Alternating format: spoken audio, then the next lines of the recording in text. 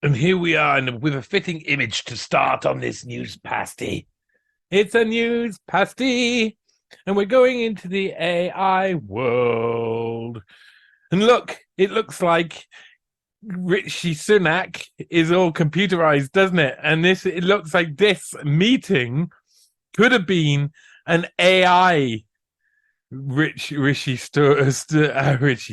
I mean, Rishi Starmer. Can you imagine?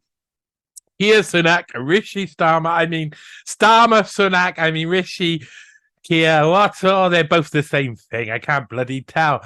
Where's Nick Clegg gone? That's what I want to know. No, these guys look computerized. And he says, long-term decisions for a brighter future in our AI apocalypse. Because this is called Rishi Sunak gives stark warning on dangers of AI. Is he only catching up? Well, he's AI. That's why he's catching up. Good morning, everyone. Thank you, Adrian. I'm delighted to be here at the Royal Society, the place where the story of modern science has been written for centuries. Oh, the story of modern science and people. Yes, you're quite right. The Royal Society is exactly where the say it again.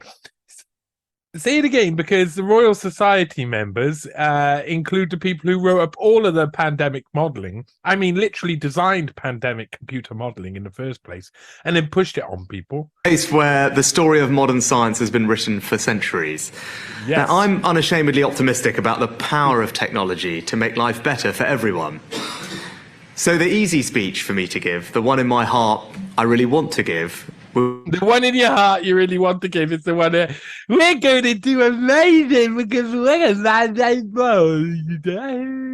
it's some mental sort of campaign speech that doesn't fit reality. So he's going to say, I'm not going to give the real speech. I'm going to give this speech, which is more concerning because I'm an AI bot. Be to tell you about all the incredible opportunities before us. Just this morning, I was at Moorfields Eye Hospital. They're using artificial intelligence to build a model that can look at a single picture of your eyes and not only diagnose blindness, but they can also blind you. They can work out exactly where to stick their fingers. Then the Royal Society is an organization that will blind you as well, and will use data, will use all sorts of modern advances in medicine to push upon us technology which is not ready, and is not ready, I promise. That predict heart attacks, strokes, or Parkinson's. And that's just the beginning. I genuinely believe that technologies like AI will bring a transformation as far-reaching as the Industrial Revolution, the coming of electricity, or the birth of the internet. Now, it far exceeds AI technologies. People can't rationalize it. They can't rationalize it like maybe one AI bot in one computer will be able to do 10 times the work of a human now, and will be able to wash our bum for us. It's not the future. The future is that one AI bot can pretend and take the humanity out of being human and pretend to be human and do 100,000, 1,000,000 times the task that one person can do. And when Biden took office, it was 175 million IP addresses went online. And if each one of those becomes its own AI machine, concentrating, if you want to think of it in simplistic figures, each one of those machines could do 100,000, 1,000,000 times the processes of any human.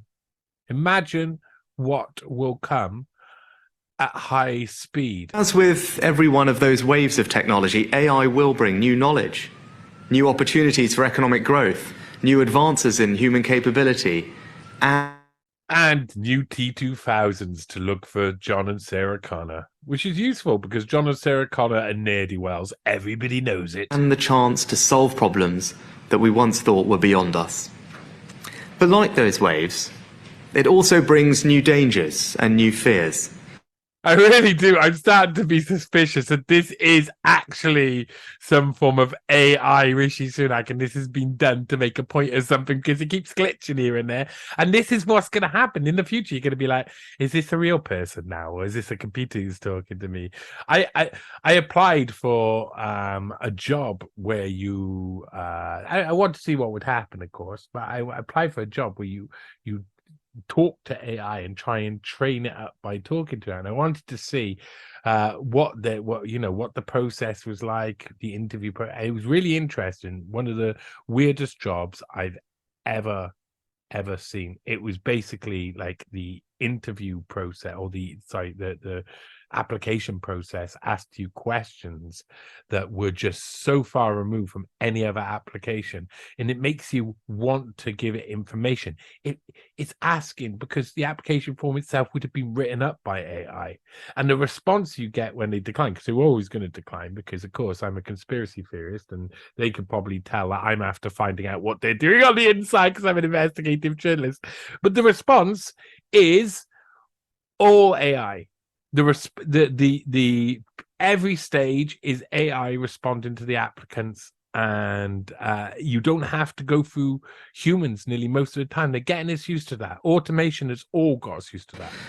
So the responsible thing for me to do, the right speech for me to make, is to address those fears head on, giving you the peace of mind that we will keep you safe, while making sure that you and your children have all the opportunities for a better future that AI can bring. Do you really think that Roland Rat over here can keep you safe? Do you think that he wants to keep... I want to address these fears head on. So instead of tackling the fact that AI could bring down the fall of humanity, I'm going to say it'll still bring you good stuff. Don't worry, we're tackling the fears. Nothing bad's going to happen. Your kids are going to get a good future. And all of that military defense contracting for AI doesn't mean anything, I promise you. When you're having your skin pulled apart by robots, don't blame me. Have a look. If you want, have a look. Type in EATR. EATR. I say EATR. Machine device or whatever. It was basically a large human death killing machine that was fueled by human blood or by biological matter, biological matter. And honestly, what they've started creating in the past, they stick AI on and it becomes something else. Don't let them do this. Now, doing the right thing, not the easy thing, means being honest with people about the risks from these technologies. So I won't hide them from you. That's why today, for the first time, we've taken the highly unusual step of publishing our analysis on the risks of AI, including an assessment by the UK intelligence communities. He's like a bad talkover actor for a bad advert for a bad product. He's like the low end voice actor. He's not even like, there's nothing about him that feels real. He is just a banker, just a banker. Now, these reports provide a stark warning. Get this wrong, and it will be pasties. No more pasties. Zero pasties. All of the pasties will be gone. And AI could make it easier to build chemical or biological weapons. Whoa! I think, again, like the recent speech that Biden made, I think it was at the UN where he talked about AI. So Rishi Sunak's late on this, but even Biden's ahead of him on this game. I mean, that takes something for Biden to be ahead of anybody. This idea that they want to create biological weapons. What they've been doing on us for 3 years is experimental stuff. You trying to create biological stuff and not call it weapons when it can be used as weaponry. They wanted to do that for ages. AI is so important to that plan. And then all they're going to do is he's going to list out all of the things that they're doing behind closed doors. Terrorist groups could use AI to spread fear and destruction on an even greater scale. Criminals could exploit AI for cyber attacks, disinformation, fraud, or even child sexual abuse. All of that can be done for the government. Think about this. Think about it from a government perspective. AI could make it easier to build chemical or biological weapons. For the government. Terrorist groups could use Government AI to groups. spread fear and destruction on an even greater scale. Yeah, government institutions can use AI to spread fear and destruction on an even greater scale. Imagine an even greater scale than they do it now. Criminals could exploit AI for cyber attacks, disinformation, fraud, or even Governments can exploit AI for cyber attacks, disinformation, and even child sexual abuse. child sexual abuse. And in the most unlikely but extreme cases, there is even the risk that humanity could lose control of AI completely. It's glitching all over the place. It's making me think that it's AI. Yeah, we could lose AI, control of AI completely. And what happens then? Well, it's probably a better form of government than Labour or Conservatives have to offer, but I prefer to stick human. Through the kind of AI sometimes referred to as superintelligence. Indeed, Yeah, but when you're talking, okay, for people who don't understand AI, there's 3 stages of AI. There's what we got now, which is the basic AI, and then we got general intelligence, which is heavy, and then you got the supreme intelligence, which is super duper heavy. And we're unlikely to get to any singularity, most scientists believe, until late part of the century, but I don't believe it'll come at all. Though lots of people would say you don't want to take a risk, but they're taking the risks. They're trying to develop it. They're trying to make it bigger. Rishi Sunak is signing off all of these experimentations, all of this ability to try and make bioweapons. All of this sort of stuff is being done by the government at the same time as he's making his speech. quote the statement made earlier this year by hundreds of the world's leading AI experts. Yeah, there you go. Mitigating the risk of extinction from AI should be a global priority alongside other societal scale risks such as pandemics and nuclear war. And AGI will not be reached until 2070. Their consensus was as well, but who believes that? Because they're in it. They're in the Royal Society. They're the ones who are manipulating stuff. They're the ones who are doing stuff behind closed doors. These people have zero accountability. Remember, out of the Royal Society, think about it. Roy Anderson, who was mentored to Neil Ferguson. Roy Anderson created pandemic modeling, took charge of the foot and mouth crisis and burnt all of the cows, taught Neil Ferguson everything he knew, created his form of computer modeling to be what Neil Ferguson pushes, who pushed over and over again to try and spark pandemics where there were no pandemics. Jeremy Farrar, Royal Society, or their head of Wellcome Trust, as they are doing things officially for government with no accountability whatsoever. So they're fronting up, being told to be the coordination teams for Fauci and Whitty in the BuzzFeed emails.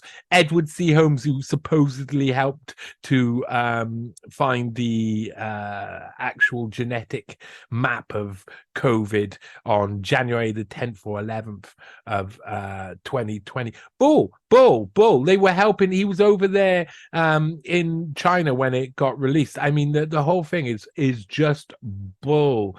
There's loads of people. And then there's Richard Sykes, Royal Society, one of the big boys, responsible for the entire UK pandemic rollout, everything. The task force, head of the task force. These are all Royal Society, all unaccountable. All officially, Neil Ferguson is Royal Statistical Society, but all of the rest of them are all Royal Society through and through, and it is a place for manipulating the next, getting in the first level of technology, taking it over, manipulating, giving misinformation, and trying to achieve death and destruction, which is what they've done in their labs. Dirty, important down and etc., protected by such people who write the reports, like Brian Spratt, who's also mentored by Roy Anderson and is linked with the Wellcome 5 lot completely over and over again. I was responsible for all of the reports about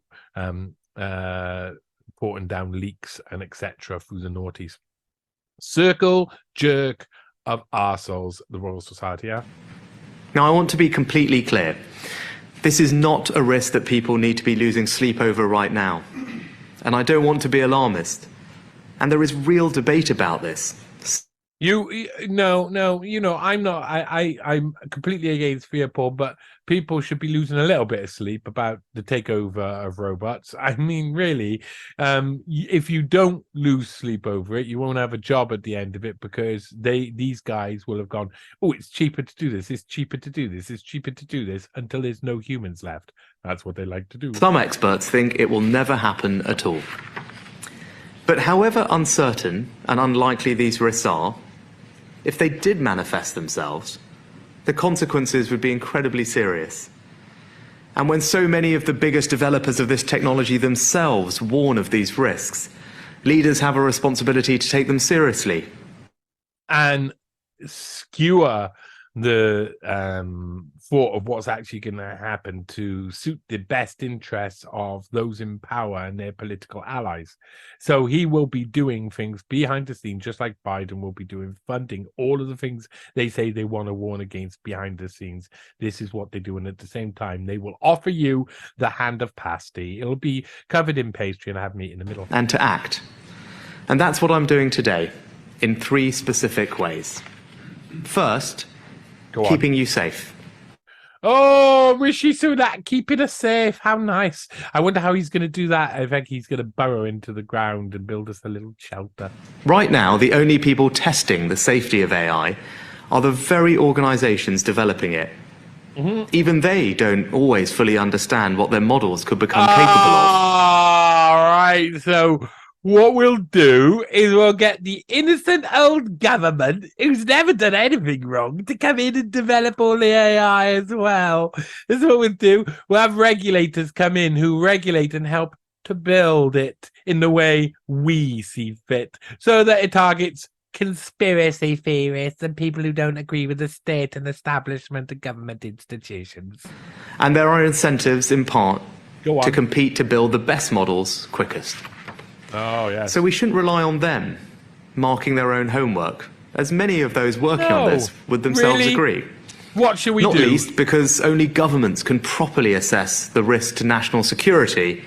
Only governments can properly assess the risk to national security, a statement that's been proven erroneous over and over again. I mean, history is a litany of examples of where governments really shouldn't be involved in certain things.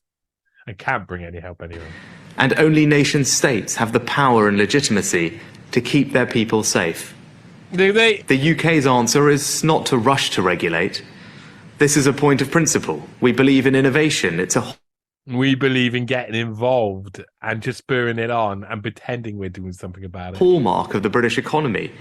So we will always have a presumption to encourage it, not to stifle it.